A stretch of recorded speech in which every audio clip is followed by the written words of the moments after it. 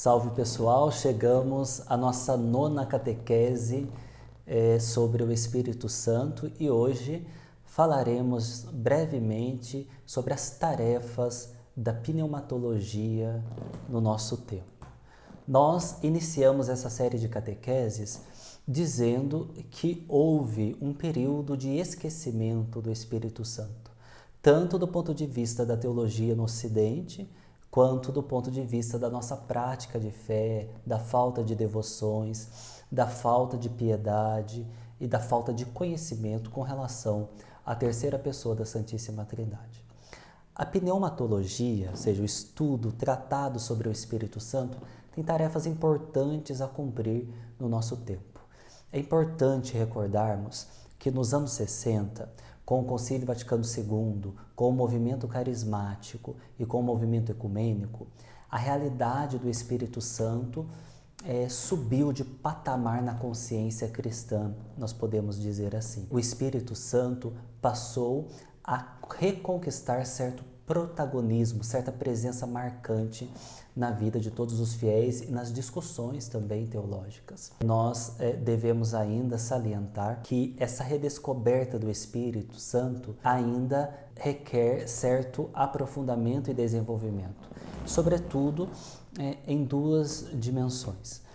Na dimensão cristológica, podemos dizer, isto é, na reflexão a respeito da presença, da importância do Espírito Santo na vida de Jesus Cristo. Nós precisamos nos esforçar por ler a vida de Jesus tal como é contada para nós através dos evangelhos, a partir da ótica do Espírito, ver como Jesus atuou no Espírito, como o Espírito também atuou na vida de Jesus, nas suas obras, nas suas palavras, na sua doutrina e assim por diante. Então, a relação do Espírito Santo com Jesus Cristo, isto é, a relação entre pneumatologia e cristologia, é algo que nós precisamos ainda aprofundar. Em segundo lugar, nós precisamos também reconsiderar como o Concílio Vaticano II fez a eclesiologia a partir da ótica do Espírito, a partir da realidade pneumatológica. Isto é, nós precisamos nos perguntar e compreender melhor qual a relação entre o Espírito Santo e a Igreja, como o Espírito Santo atua na Igreja e o que ele realiza na Igreja. Nós bem refletimos, numa de nossas catequeses, que o Espírito Santo é a alma da Igreja.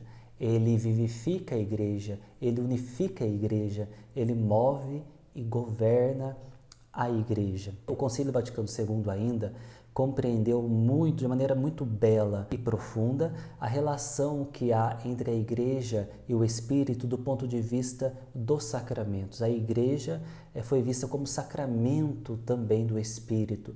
A Igreja como lugar da comunhão gerada pelo Espírito. A teologia dos sacramentos ganhou, assim, grande desenvolvimento a partir desta revalorização da pneumatologia. A teologia da crisma, a teologia do sacramento da confirmação, adquiriu desenvolvimento e sua relação com o sacramento do batismo foi colocado novamente como uma proposta muito próxima às raízes da vida cristã, ao cristianismo dos primeiros séculos. Além disso, a presença do Espírito Santo na Eucaristia, a revalorização da epiclese, do momento da súplica, do envio do Espírito Santo sobre os dons, sobre as espécies eucarísticas, foi considerado a partir de uma predominância, de um protagonismo, de uma singularidade novas. Nós também devemos perceber que a teologia dos sacramentos foi em cada um dos sacramentos evidenciando a atuação do Espírito, uma espécie de epiclese em cada um dos sacramentos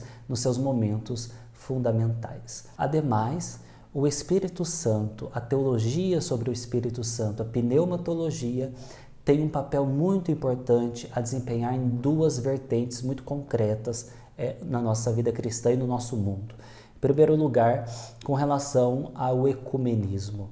O Espírito Santo gera a comunhão, o Espírito Santo é o Senhor da comunhão. E é a partir do Espírito Santo que nós devemos ler as tentativas de reaproximação ecumênicas e também a partir do Espírito que nós devemos fazer qualquer esforço neste sentido de ecumenismo.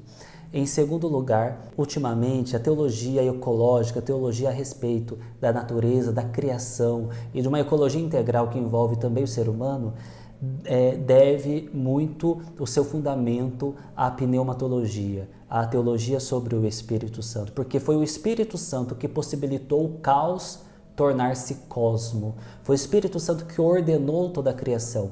E se a criação está desordenada, fruto do pecado, fruto da má versação, da má atividade humana, nós devemos pensar, nós devemos ter a consciência de que o esforço para a reorganização do mundo, o esforço para o reordenamento do mundo também só obtém sucesso a partir do dinamismo do Espírito, da atuação do Espírito Santo em nossas vidas, na sociedade humana e na igreja. Então esses são os elementos, os pontos considerados assim como já aprofundados desde a década de 60, mas ainda assim num contínuo aprofundamento que requer muita atenção de nossa parte, nós cristãos, que procuramos nos aprofundar, crescer na nossa fé. Há um versículo que tem sido tema, tem motivado os encontros e também os debates sobre pneumatologia. Sempre quando nós vamos considerar o Espírito Santo, nós temos recordado o capítulo 5, versículo 5 da carta de São Paulo aos Romanos. Diz assim: o amor de Deus foi derramado em nossos corações pelo Espírito Santo que nos foi dado. Pois nós fazemos a experiência do amor de Deus graças ao Espírito Santo que nos foi dado pelo Pai através de nosso Senhor Jesus Cristo e que cria entre nós comunhão, entre nós seres humanos, entre nós membros da igreja e Deus também. A comunhão que o Espírito Santo gera em nós é tão profunda ao ponto de transformar a nossa vida na vida de Deus, ao ponto de gerar um amor que não é qualquer tipo de sentimento nem de afeto, mas aquele amor ágape, aquele amor doação, aquele amor capaz de fazer-nos sair de nós mesmos e ir ao encontro do irmão e ir ao encontro do outro que precisa do nosso auxílio. Deus abençoe você, sobretudo você que nos acompanhou dia após dia nessa série de catequeses.